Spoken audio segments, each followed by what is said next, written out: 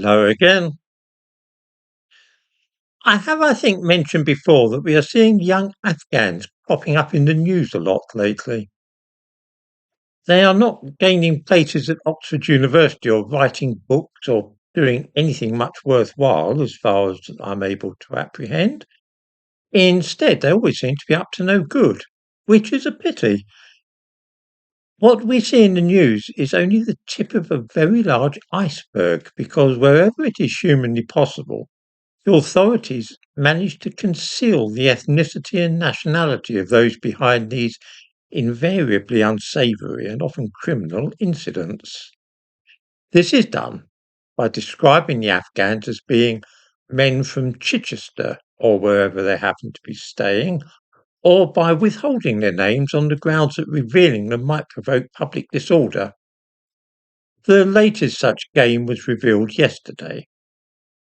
In May, the police in Warwickshire issued an appeal for information relating to what they described as an attack on a woman. It was not a woman at all, as they very well knew, but a child, a 15-year-old schoolgirl who had been raped. Later, the police claimed to have arrested two young men from Leamington Spa in connection with the brutal attack and said they'd been charged with rape. Leamington Spa is a quiet place, and this was such a rare kind of crime for the area that local people wanted to know more about the business. But after that, there was a news blackout until yesterday. It was then revealed that the two young men were not from Leamington Spa at all, but were in fact from Afghanistan, and that they had entered the country illegally by crossing the English Channel in a small boat.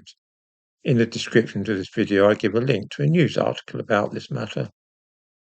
Lawyers and the police had fought to prevent this information being released because they felt that it might make people angry, as indeed it has since becoming known.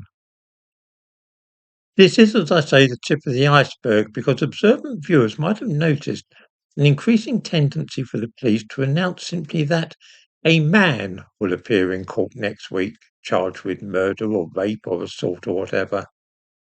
It is customary to name people who have actually been charged with offences and are due in court, but so many of them lately are obviously foreigners that this custom has been abandoned on the grounds that it might cause disorder.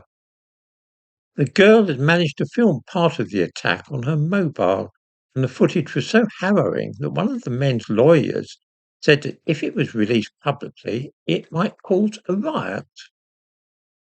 Reporting restrictions were lifted yesterday on the case, as one of the young men was given 10 years and the other 9. This has prompted me to reflect upon something which I rather take for granted myself, but which might perhaps come as a surprise to some viewers.